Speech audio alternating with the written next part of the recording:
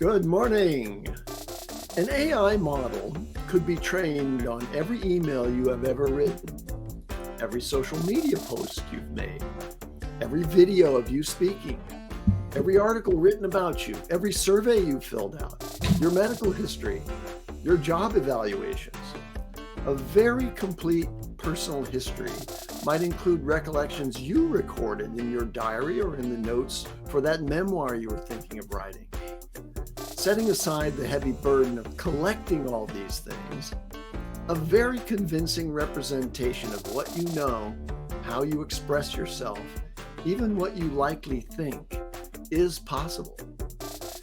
Digital clones hold immense potential for capturing and delivering human knowledge, offering benefits from businesses, capturing corporate knowledge for continuity across generations of staffers, to personalized learning from your forebears, and preserving legacies of cumulative family knowledge. Today is Labor Day, September 1st, 2025, and this is the Daily AI Show. I'm joined by Brian and Junmi, and we are discussing the future of personal data about you, wrapped in an intelligent and expressive AI that can preserve and deliver that unique combination of experience and perspective that is you. Imagine a world where the insights of a departing expert in your company or a beloved family member's wisdom could be preserved and interacted with long after they're gone. This isn't science fiction, it's the reality of digital clones using advanced LLMs. So digital clones are virtual replicas empowered by AI designed to mimic human work behavior, communication, and decision-making. Today, we're going to explore this transformative potential for knowledge capture and delivery alongside some critical legal, ethical, and privacy considerations necessary for their safe and effective deployment in companies or in your legacy long after you've gone. So, digital clones. I want to leave the introduction at that and turn it over to my colleagues and say, are you getting ready? Are you getting ready to make a version of yourself that you'll deliver in some format or not? Well, I'm going to get ready to move to Denmark. That's going to be my move. And the reason for that is because Denmark is one of the first, I'm sure it's not the first, to push forward some legislation. Now, it doesn't 100% directly correlate to the idea of digital clone, but it's in the same area, and it's about who owns your likeness, right? So you're talking about digital clones, Andy, and perhaps you decide and you will put it in your will or otherwise, and you tell your family, hey, I'm okay with this. Should the technology get to a point, I've done the Daily AI Show. There's lots and lots and lots of me talking, plus all, my memoirs and all that. I give you the humana. You're allowed to create a digital clone. Well, Denmark has put some laws around where that would be okay. And even though they're not speaking specifically about a digital clone, that is wrapped in some of their framework. And basically, if we were just to summarize this, essentially in Denmark, Andy or your family would have a copyright. In fact, everybody has a copyright on their likeness, their voice, and their characteristics, right? So, and that doesn't, and by the way, if you're in Denmark and you're not a citizen, you're not Danish, that still applies to you if you're in the country at that time. And what they've essentially done is said, look, this is a copyright, and this copyright goes 50 years post-death, right? So they're saying that's not even just for famous people, that's for everybody, those protections go 50 years beyond your death. They do reserve for things like satire, obviously, and political, comics and things like that, where obviously people are doing satire. It's part of that side of it, and there's some protections there. But basically what they're saying is, hey, you own your own copyright to your digital likeness, which would extend to your digital clone. And should you pass, that also, at least in Denmark, would pass to the people who are your successors, whoever's in your will, who owns your estate, essentially, and they would control that and have the ability to do, I guess, whatever on your behalf for 50 years beyond your death. So I think I just wanted to bring that up at the top because there's just a clear indicator, a line in the sand that somebody in the world has said, hey, this is important and we want to make sure that everybody has copyrights. In fact, I hope that this sort of catches fire through the EU and more EU countries are starting to follow this lead. And there's a really good indicator that they're curious if the Denmark solution is going to get swallowed up, or perhaps other EU's or countries are going to follow this lead and stuff. And so I think it'll be really interesting to see where this goes as sort of a test bed. But I would definitely want to live in a country where there was automatic copyrights to my digital likeness for sure. What do you guys think? Yeah, I agree with you. I'd like it to extend to all data is inherent copyright of the ones that create it, but that's a far more powerful move, and that'll take a lot more movement in that direction. But I think it's important to have those kinds of frameworks in place, so that we mitigate the potential pitfalls, right? And that's kind of one of the things that we're identifying here. The fact of having a digital clone in and of itself might be very useful, especially in the terms of the kind of application. But if you don't protect how that's accomplished and how it's rolled out and having the roadmap laid out for it, the problem that you run into is there's plenty of pitfalls. There's plenty of ways for it to be mistreated, misused, and completely not aligned in the way that you want to, right? Especially since data is forever. So you make one thing right now as your digital clone, and it being manipulated for the rest of time that doesn't sit right? Though I do think there are plenty of positives, right? In terms of personal use, being able to, whether you have a knowledge base with friendly demeanor and your essentially your essence as a personality, right? Being able to be that knowledge base for friends, family, loved ones, all of that. That sounds like an interesting application to me. On the business side of things, on the corporate side of things, I understand everybody's time is limited, right? We all have the same amount of hours in a day. So if you want to have a greater level of reach, having a digital clone, being able to take care of or apply to a very specific path or a very specific vector for application or access to you, or the amount that people actually need, right? That's one of the ways that a lot of creators out in the space now work. Is it's the amount of access is how you monetize and create revenue and things like that. So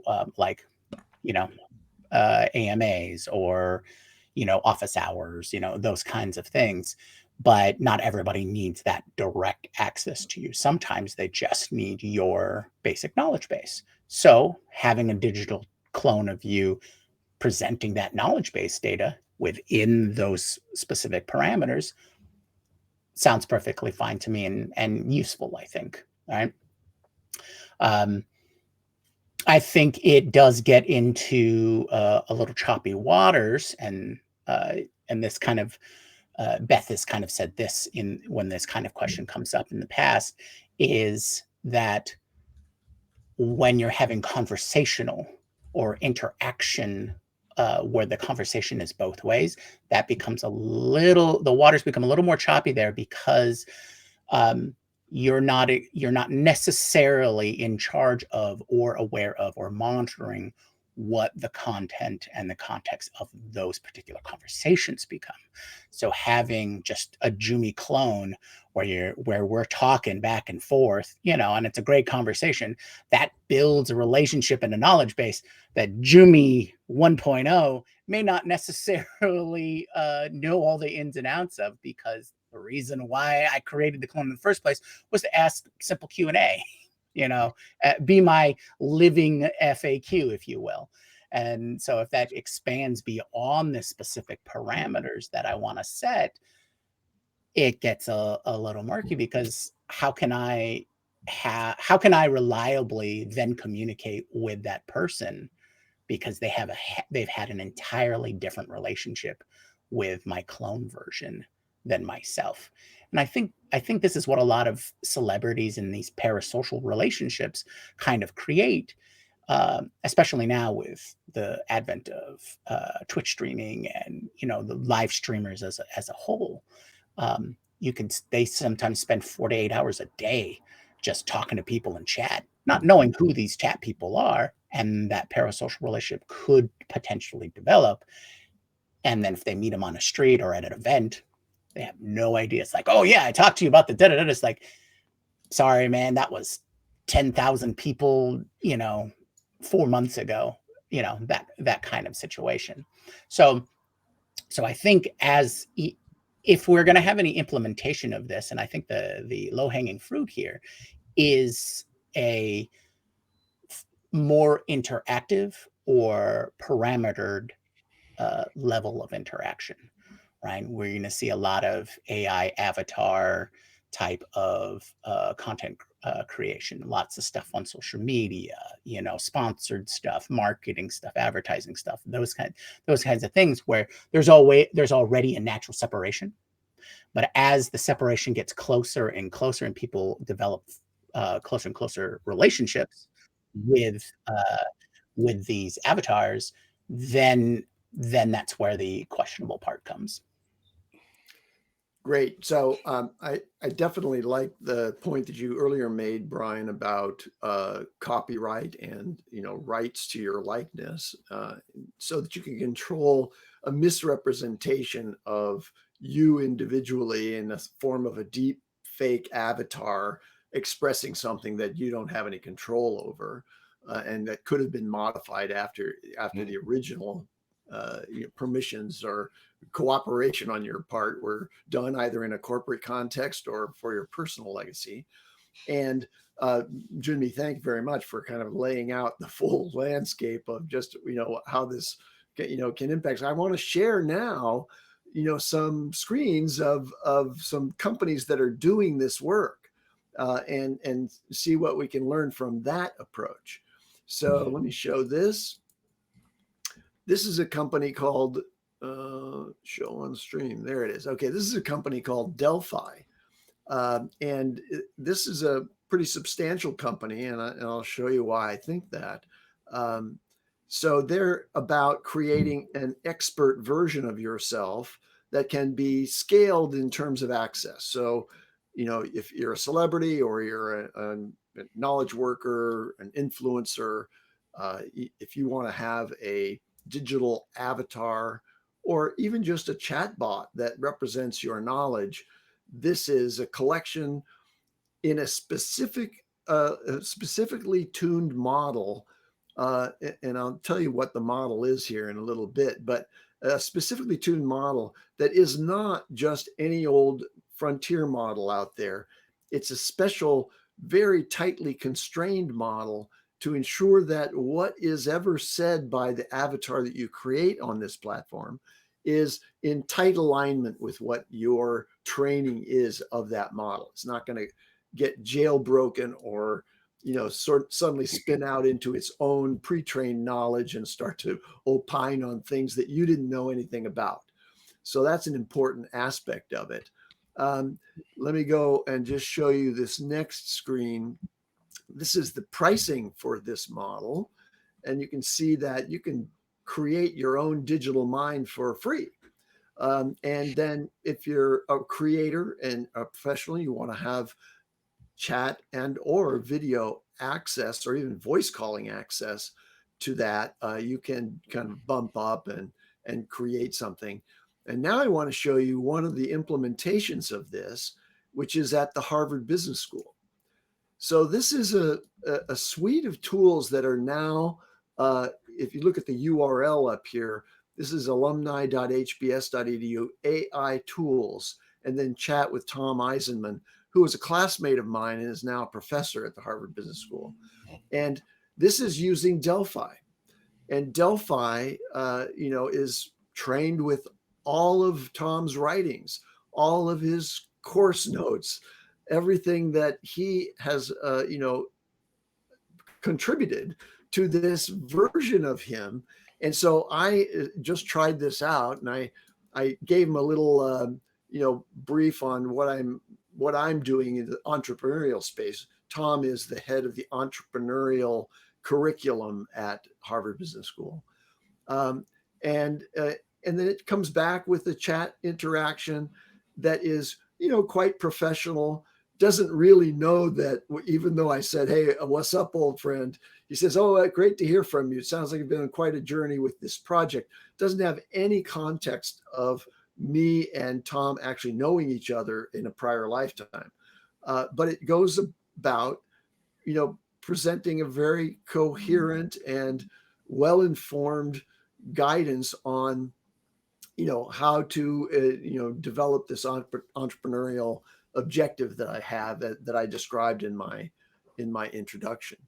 So very interesting. I found it kind of useful to have access to his sort of full writings and experience as represented by this Delphi model, and to be able to ask him questions about my particular situation. And I didn't see in this context the ability, as you can with many other models, to upload a file so that I could give him a lot more context than I could, kind of accomplish by just chatting with him. But it's a very early implementation of what I think will ultimately be, a natural extension of what AI professors are, right? So, or AI, empowered professorial presence is on the campus. You can talk to your professor, as is the case here, without necessarily, committing to the office hours. All right, now I want to just quickly move on to this company. I'm not sure where they're located, but they're abroad. And this company, Eternity AC, is really focused on this idea of, capturing your experience and your expertise. And they got a good bit of press, and they use a bunch of technology in their stack. They have multiple languages. They're located in Dover, Delaware, as a corporate entity, but I believe that they're primarily European in their sort of catchment of market. And they're notable because a consulting firm used them early on in 2024 to create digital clones of all of their consultants, and created chatbots, and then offered a service like that to allow you to use chatbots that were basic representations of specific individuals in your organization, in order to, again, scale access to them, primarily in customer support, sales, etc. So you could talk to them. Finally, this is the consulting firm, powered by Eternity AC. Jet BI is a consulting firm over somewhere in Europe, somewhere, I guess. And they now, they at least published the availability of services to create chatbot development along these lines, like capturing your specific knowledge.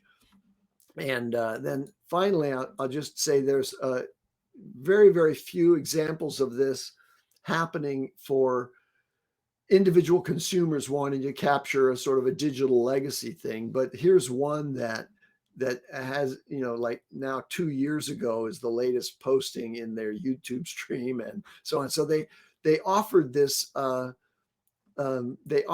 idea of capturing your digital clone, but I don't think they got any traction whatsoever. And I'm going to point out that one of the hardest parts of this thing is getting all the data that you want, and collecting that in forms that can be added to a retrieval database. that has to be attended, because you're not going to train an entire model on your corpus of output. You're going to have a database about that, that is, using a model like Delphi, for example, or a frontier model to generate the responses of your digital clone. And then what we haven't talked about yet, and you can see this kind of the focus of what I was showing you, is still in the sort of text chatbot range, and not trying to represent that I'm speaking in real time to you as I am today, as an avatar, a video avatar of it. But the technology for the video avatar component of this is getting very real time, let's say, and very, very good. And there's actually a new API that's been offered by OpenAI, which it goes beyond their real-time API that was made for real-time voice, and goes much further than that in terms of performance and response types.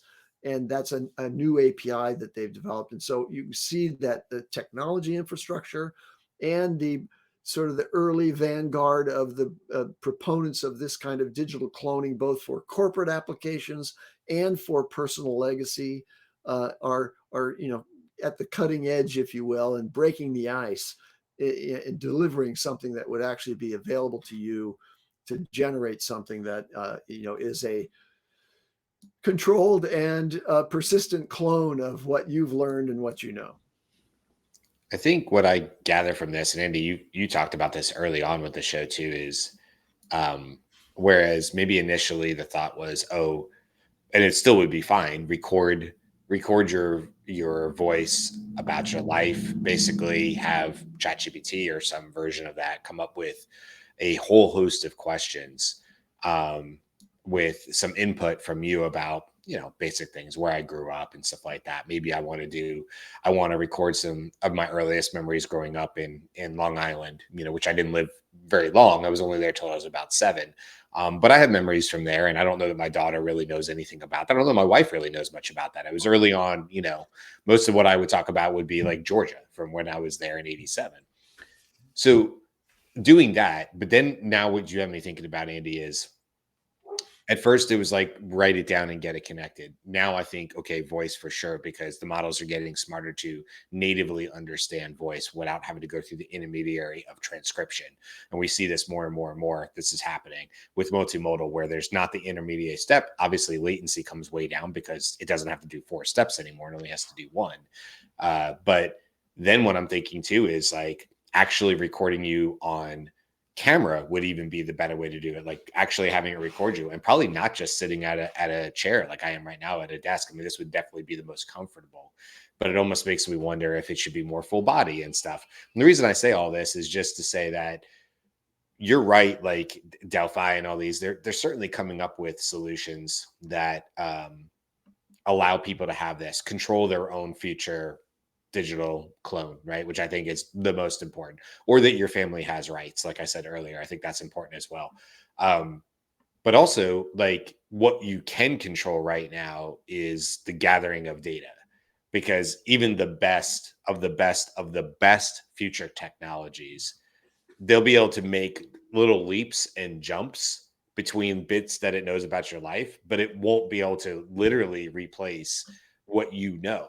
Like that's beholden to you. So it does require people who are interested in doing this. Like you're going to have to transcribe, you're going to have to tell your story, you're going to have to answer questions and stuff like that.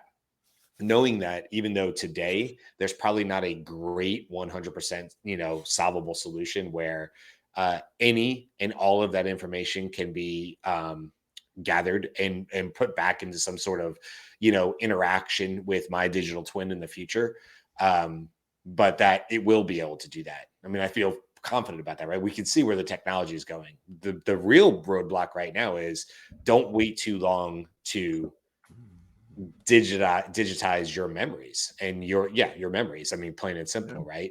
And then I'll just say the other thing is too, I've talked about this on the show, like there's people who feel all different ways about it. I was talking last week about doing the photos and having I had the photos colorized and then moving a little bit. My dad liked it, but even him, I was saying like, yeah, you got to be careful, like, because if your dad doesn't smile that way. And actually, I was just at the college football kicked off this weekend. So we're doing my wife and I host the Georgia football watch parties in our area. And I was just talking to another couple who always comes out every year and hangs out with us and for the games. And he said, yeah, my brother did something similar like that with my dad. He said, but the smile was not my dad's, and it threw me. Mm-hmm. And I said, yeah, see, this is the problem, right? This is the problem of, we can do this right now, but how do you faithfully recreate? And to me, the only way that I know to actually protect that is to handle it yourself. Because if I'm on recording, if all these shows, these 500 plus shows we've done here, my mannerisms, the way I talk, the way I say things, the way I laugh and all that are going to be really, really important for that digital clone. Now, I've also said I'm the type of person that would have no problem, me personally, talking to a digital representation of my mom who passed in 2008. I would have no problem with that. I think I would find it comforting. I personally do not have a problem with separating what's real from fiction. I think it would have more benefit in my life than not. But I also realize, just from the comments and conversations we've had on the show, that does not apply universally. So there's a lot of really weird gray areas of this. Like, who gets to decide if the person's already passed? Who gets to decide what mannerisms or ways that the clone, how is it interpreting it through its master system prompt, as we would call it today? How does that get done? Who's the keeper of the master system prompt? Is it the closest relative? Is it somebody who claims, well, I knew them the most in the last 10 years of life, I took care of them? But then some child says, a grown up, adult who was that person's child says, yeah, but I lived in the house with them for 20 years. And they say, yeah, but that's not the same person they were at the end of their life that they were at the beginning. They say, well, I knew him as this person.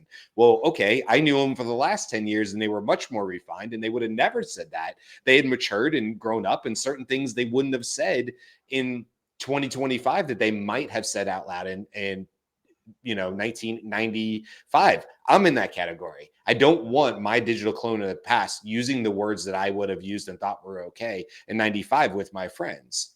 I don't have to say them here. We all know what was socially acceptable to say, and I'm not talking about racial. I'm just talking about terms that, weren't appropriate, but we would throw them around real fast. No problems, because that's just what it was. And we didn't think anything of it. You wouldn't catch me dead today saying those words because they're not appropriate, and we've all moved on, and that's what it is. So wait, hold on. Who gets to decide what version of Brian is out there forever?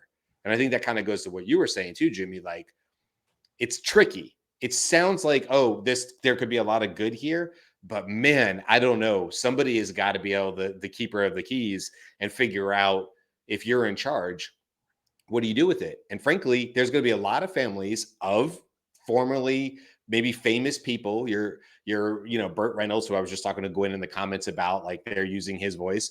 Just because that person was famous doesn't mean that the person who's in charge of that estate is also like rich or has tons and tons of money. There are tons of situations where you might be the keeper of the keys of a famous ancestor, right? That's still in that 50 year, if that was the range or whatever, and you're in charge of their digital clone, and you got to pay the bills. And so now, you know what I mean? It's like, it gets really, really tricky. And if that gets out there, people who are fans of that person, maybe it's Elvis or something like that, goes, I don't love this, man. I don't love that Elvis is in the new Budweiser commercial. And they're like, yeah, but Graceland has decided that's okay, and they're really the ones that do it. But all these fans of Elvis are like, I don't want to see that.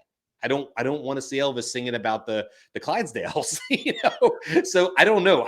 There's just a lot here. I love this conversation, but it's just like there's like endless questions and what ifs with this, which I think is what makes it so fascinating to me, because who knows? All I know is that it will be possible. I think we all agree it'll be possible. It'll feel very, very, very lifelike. And it'll be nearly indistinguishable, if not indistinguishable, from the person, the digital clone. That, I feel like, is an assured thing. Everything else in between is tricky. Yeah. So I wish we had Aaron on the show, who's really practiced, with HeyGen and other video clone training requirements, because I want to do, as an exercise toward the ultimate creation of a digital clone of myself, based on, my personal recollections of the path of my life, Not for the purpose of, aggrandizing what I did. I'm an obscure individual in a corner of the world here, but because I lost a ton of information by not having the time to ask my father what happened just in the basic, sort of progression of his life. I mean, I know Mhm. the high level outline of it, but I don't know details that I really wish I could turn to something as a reference and say, okay, what was he doing after he was a professor in East Lansing, Michigan? Like what happened there between then and this other thing 5 years later? What was going on in that period of time? And I have no one alive to turn to who has any knowledge of my father. Mm. So to your point, Brian, yeah, don't wait to capture the details in some form, and there isn't any simple way to lay that out. And that's one of the $1 million ideas that we have here, which is, some AI assisted process that will collect the important waypoints of your life.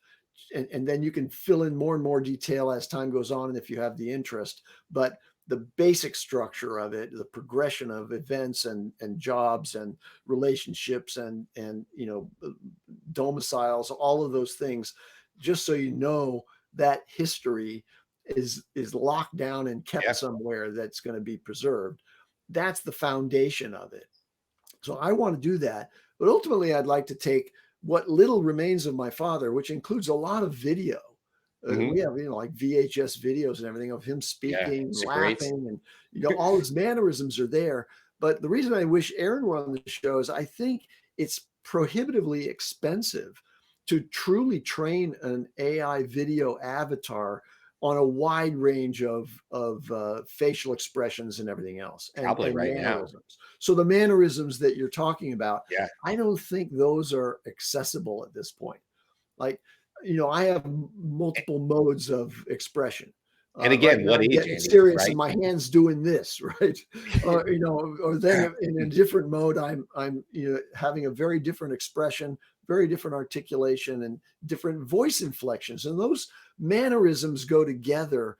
And Yeah. and I don't think that there are any video avatars that are that sophisticated to capture something and reproduce it as real life. No, I mean, look, my grandpa could give a look to my grandma that would send her through the roof. And we all knew it. And all he had to do is just kind of raise his eyebrows. I'll have a hat on, but he would raise his eyebrows a little bit. And if he really wanted to send her into the stratosphere, he'd say, "Okay, Marie." And there was nothing more cutting. And like we would just watch my grandparents, and he would have like that little smirk would go up in the corner of his mouth, and he'd raise his eyebrows and look at me and my brother, who is his grandkids. This is years and years and years ago. I have these memories like they were yesterday, being in the back of the car. My grandmother's giving us mints out of the glove compartment, and she would get on Jack, blah, blah, blah, blah, blah, blah, like get on his case, and he would just raise his eyebrows and kind of look back at me and my brother, and you just thought, it's premeditated. He knows. He knows what he's about to do. He knows how much trouble he's about to be in. And we just look back and have that stupid little smirk. But like, how do you like even if he hadn't said, "Okay, Marie," how do you capture that? That's a memory. That's a core Pixar memory, in my brain of him doing that. But how would you faithfully do that? And would other people find that to be as helpful or as true to his nature, my grandfather's nature? Also, I know him as my grandfather. I only know him for a certain. So then it comes to Jimmy and Andy. It's like, do you need this is the perfect version of this some sort of overlapping? It's my viewpoint of my grandfather, but of course his children's viewpoint. Now, my mom has passed. This is my mom's dad, but her two siblings are still. No, I'm sorry. One of her siblings is still alive. So his son Jack, his viewpoint, obviously, he's sort of the last line in that. There's a couple of uncles and great uncles that are around that knew my grandfather way back in the day and stuff. So do you need this like cross thread in order to get a true representation? Because I'm not wrong. If I was to create a digital twin of my grandfather and say this is a faithful representation, somebody could go, yes, Brian, but only from 88 to 95 when he passed away. That's the only time you knew him. What about all his Entenmann days? What about all his his military days, and he was in the Seabees, and all this stuff that I'm aware of, but I have no recollection or knowledge of other than just passed down little pieces like you were saying, Andy. So I don't know. Again, it goes back to like, what version of your dad? What version of my mom? My version? Is that what matters? And if so, do I keep that private? Do I do it just for me? Do I say to my dad someday, if this was ever possible, because my dad's still alive, and I would never, ever, ever do anything to disrespect him or my memory of my mom through his eyes. Like I said last week with the pictures, right? I would just stop cold if my dad said, don't do it. That's the end of the discussion. I wouldn't do it because I would never want to disrespect him. However, I could go possibly to my dad in the future and go, Dad, I have the ability now to do this faithful, echo representation of mom.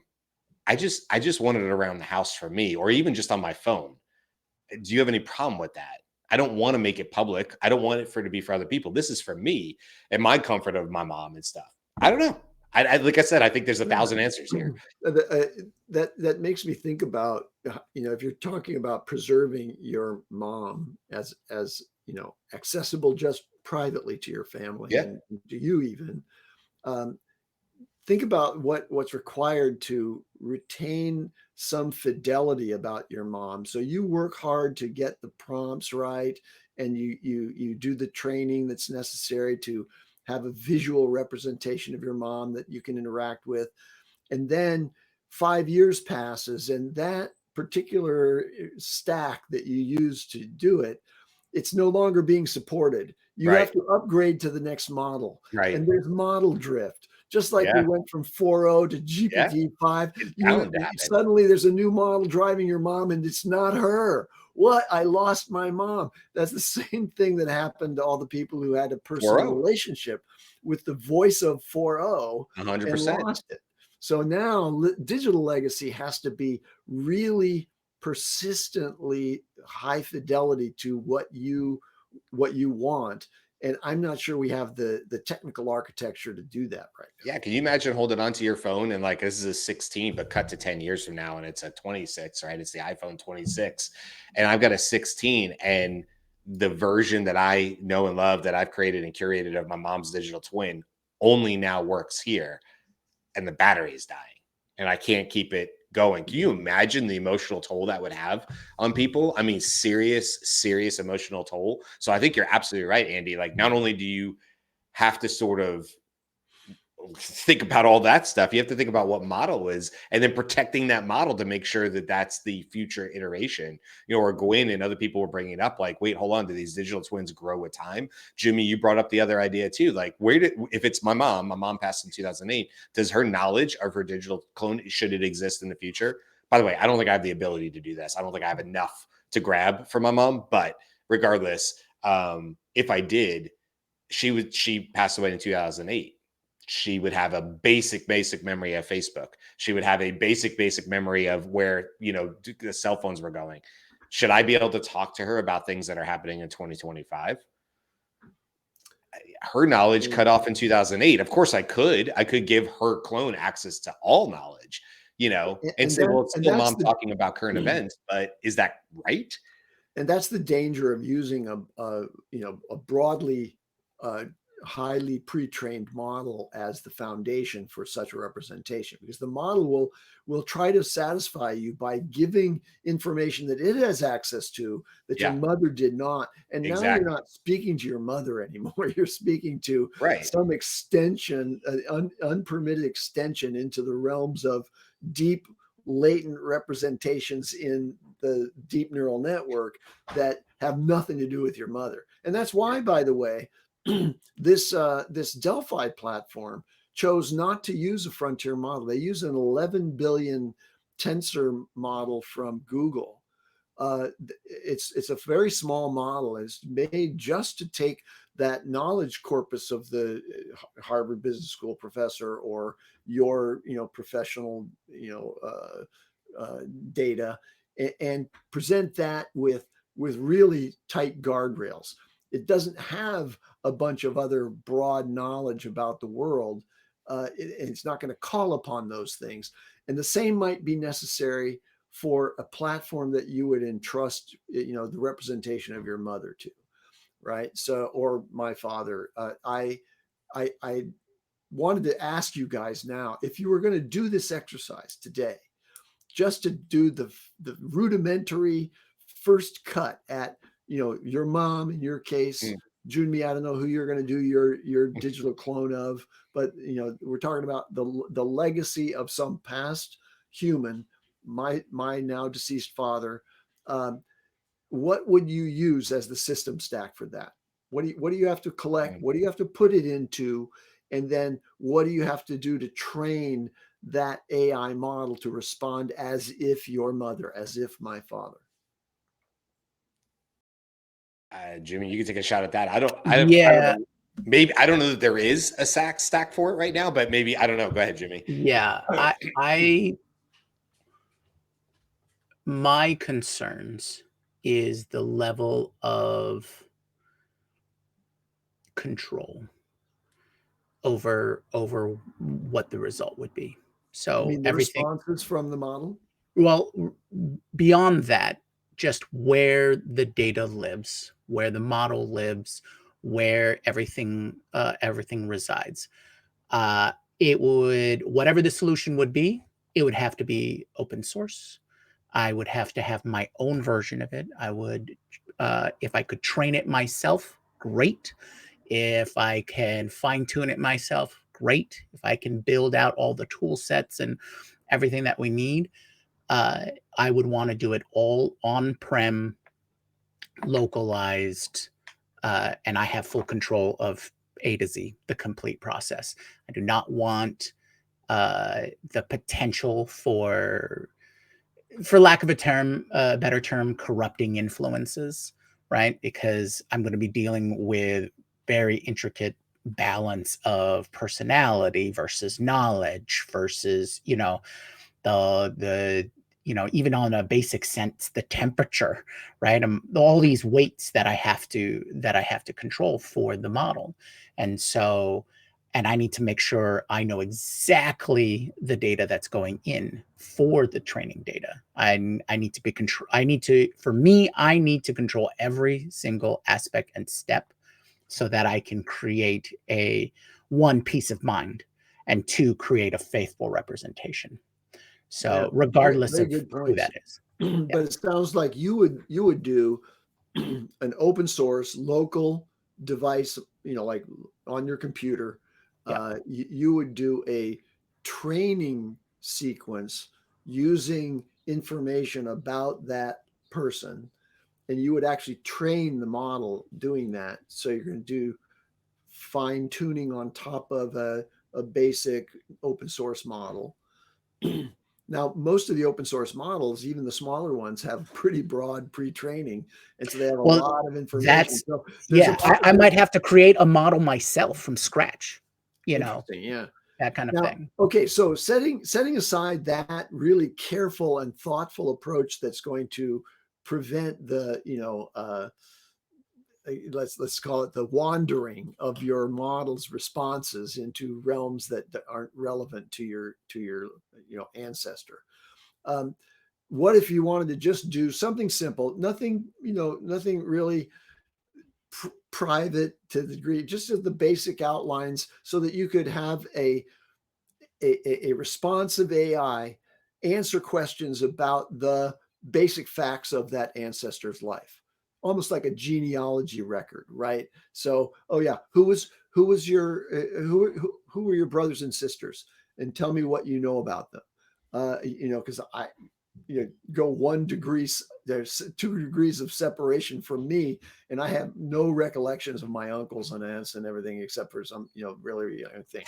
But my training data might have more information if I collected that deliberately and I put that in there, but it's nothing really personally identifiable information that could be exploited in some way. Now, if you're going to do that, what would be a simple way to accomplish that? Because it's not easy. You can go to one of these companies out there that provides it, but I don't trust any one of those companies to last long enough to commit to a legacy archive. So I mean, Go ahead. Go ahead. Okay, Yeah, go ahead. okay. I got my answer too, but go ahead. Okay. So if you want off the shelf, really quick, but you want it to be a certain level of interactivity, Yeah. you could use the new real-time API from OpenAI. They just released that. It's very responsive. It's got audio connection. You can put a avatar or video layer on top of that by using the new HeyGen 4 avatar to handle like a video aspect. And that will give you the basic framework. And then, you just put it all together into an interface that you want to use. But those are some of the basic tools that you would use. There's a Yeah. couple other things that I think you'd have to fill in the gap, but those Importantly, the would database side of it, right? I mean, yeah. That for that kind of thing, you what you want is you want a database that is very responsive, right? Since you have a limited, in this case, it would be a limited corpus of data. You need something very responsive and that can get you to the point that you need. You don't need you don't need something that's very involved, something that's going to contain, millions upon millions of data points and things like that. So you could have your data to draw from something as simple as Supabase, and Supabase is fast and quick. So you could cobble together something relatively quickly and easily, to the extent of how well you're going to have an experience. That I think is that's So where so the then time's my question is, what's the schema for the Supabase database of data about your parent? Go Well, ahead, Brian. and no, I was just going to say, like, here's the thing. Yes, I would use like a Pinecone or Supabase because that's the technology that we use for vector storage right now, and I'm sure there's leading, cutting, bleeding edge new versions of that maybe I'm not aware of, but that is still like a SQL database at the end of the day. You can write basic SQL commands inside of Supabase. That's a language that's not going to like die out. I mean, we still have C and C++ and things like that, and those have been around for decades. C has been around for decades. So I would feel confident that something like a SQL database or something where I could download the raw schema of it and the raw data. Then what I would personally do, let's say I was going to start this project, maybe not even just for my mom, maybe I was just going to start whatever living relatives I have. I'm going to interview them twice a month. And I'm just going to do it on calls, right? And track the calls. Well, I also want to make sure that's like on an external hard drive that's using at least today's like USB-C type, something that's like at least at the forefront. I would, like do a USB-A or something that could go. We've all had connectors and lightning connectors that kind of go out of style. It gets harder and harder to throw a VHS tape in somewhere where there's data. So you're going to have to update this over time anyway. But me personally, I would put it on a hard drive that was fairly basic, that had redundancies of the SQL database and all the knowledge, and then put that in something like, whatever your safety deposit boxes or whatever people find to be a safe place to have it, because I wouldn't want it necessarily in the cloud. I wouldn't want to rely on that. I would definitely want to have redundancies, especially for something that's like this valuable, that if lost or corrupted. So I would never just have like one version of this. I would make sure that multiple versions, so that fires, natural disasters, things happen, there's still an ability for this to exist long into the future. So I would probably build something basic, just to answer your first question, like how would I do it today? I think my full attention right now would be on gathering of the data and asking people to tell stories. And I would just let that take care of it, because I would want to hear how they told the stories, how they interacted. I would want to film people on like a simple Zoom or Google Meet or whatever, and just ask people like my uncles and stuff like that about different things in their life and how do they experienced it, and what do they remember from the Bay of Pigs invasion, what do they remember from getting under your desk and practicing for nuclear fallout, like, I mean, what do they remember from those days and like the tensions of that? I remember my relatives telling me about that time and thinking that there was an imminent possibility, during, with missiles on Cuba and stuff. That was a very real thing. But I didn't live through that.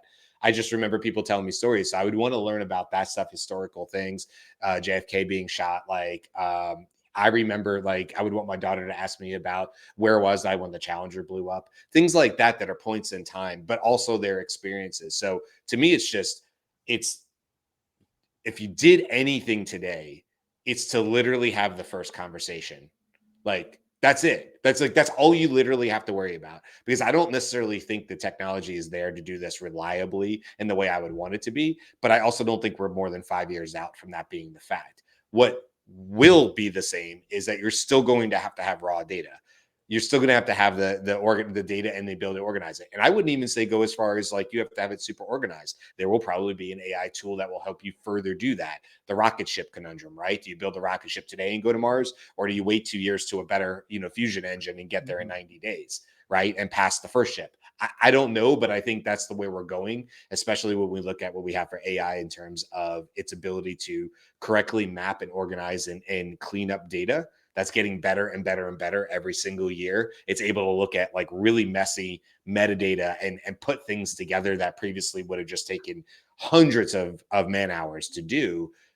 Now I believe AI is going to be able to do that for you. So I don't know. Like I know I could build some version of this that might be somewhat fun for me to use or nice if I was able to chat back and forth with my mom's version of a clone, probably in just a chat feature. What I really need to do is you don't get back time. So if you're going to be serious about it, if this show sparked an interest of you doing this with your current relatives that are alive, my answer is forget about the technology.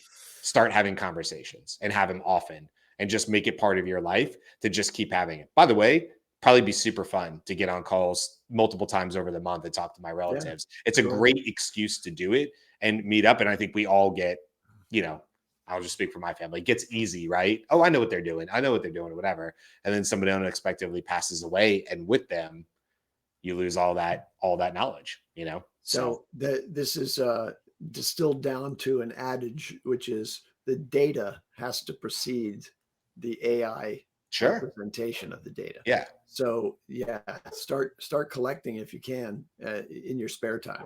It So, might be able to fill in some gaps. I'm not saying that, like, my mom grew up in Brooklyn, right? So Brooklyn during certain years would have absolutely influenced, and where she grew up on Flatbush, right? Would have influenced her worldview to some point. Catholic, there's a lot of little data points I could probably put in there that the AI could probably make a jump from here to here, especially in the future, and go, well, all things given, if you were living on Flatbush, that's global data. Like we can cross reference that and go, like, if you were living in Flatbush, this is what it would be like going down the road. You would see these types of cars, whatever. Well, I don't need to necessarily get that from my dad as he remembers it about my mom. That stuff, my mom was in that environment, and I can grab and use AI to help fill in the gaps. But you still need the initial data. Otherwise, you're going to have something that probably feels very distant, and not a true representation. The last thing I'll say on this too, Andy, is there's the famous saying, you die twice. Once the day you die, and the second time is the last time anybody says your name. And so I think this is the future of AI, is pushing into that, where it's possible that somebody will be able to have conversations with the great great grandparents of whatever that you would have never met in person, but you could still faithfully and reliably, and that's, by the way, defined by the family who's in charge, to Jimmy's point, controlled by the family who should have access to it, not some other company, um, to do that. And so that gives me a lot of hope for the future, because I think that would be really, really amazing. But it's kind of irrelevant if you don't grab the data first. Just what I think I would be inclined to do is not even attempt to do a video representation. Just try to get a really good voice clone and do a full real time voice interaction with my father, for example, and that would require building a database, Supabase or Pinecone, behind the model, behind the application that's using a model. And I wouldn't be too terribly concerned about the open source private version of this at this point. Not for my father, who there's a very small range of people, counting them on one hand, who would ever interact with this data or be able to make any take any benefit from it. So that might be my first exercise, just to get a voice interaction, because, plenty of voice recordings from video, etc. And I think you can train a voice clone pretty easily. They can do it on 15 seconds of voice effectively. But I think if you provide more than that, you'll get a broader range of articulation by that person. So anyway, this has been very interesting, and gives me yet another project that I need to start working on at some point. And the application for collecting the data and parking it in a Supabase, that's something I think I could build pretty quickly. Okay, so let's wrap this show today. Before we go, I invite all of you who are listening to join our community at the Daily AI Show community.com. And there you'll be added to a Slack workspace where you can correspond on various subjects with all of the people who are listeners on our show. And the most frequent visitors are here in our chat on YouTube. And so we're watching as they discuss this as we are discussing it. And then we have some shows coming up for you this week. Brian, anything to say about tomorrow's show? Yeah, we're going to pivot. I think, initially we were going to talk about the MIT 95%, but we scheduled that like 2 weeks ago before Beth was out for a bit. And honestly, we've covered it several times on the show. So I think we'll pivot tomorrow. Excuse me. Sorry, guys. That caught me off guard. What I was going to say is, I think tomorrow I'd like to talk. I think the three of us could, and I think Carl might be here as well. Talk about Jensen Huang was in an interview when he was talking about the productivity paradox, and just talking about the idea that as more drudgery gets taken over by AI, that allows both companies, individuals to take more ideas they had off the shelf and actually work on them where they would have just been shelved because there just wasn't enough time. And he also talks about the 4-day work week and where that may come from and stuff like that. So I think it's just a really good conversation to have, especially since you just made literally with the last couple of days made some comments about it. So I think it's a good time to come back around and just talk about the idea of the 4-day work week, the productivity paradox, what really happens if we successfully take away 50, 75%, 95% of redundant drudgery that we all do as part of our lives or part of our work. And if that goes away, where does the backfill come in? Where does the void come in? And how do we fill that? So I think that's what will be tomorrow's conversation. Sounds like a good one to me. And then Excellent. Wednesday, the news, and then Thursday and Friday, I don't remember, but that's what we have coming up between now and Wednesday. Great. All right, everyone. Thanks for tuning in today. Junmi, send us. Aloha.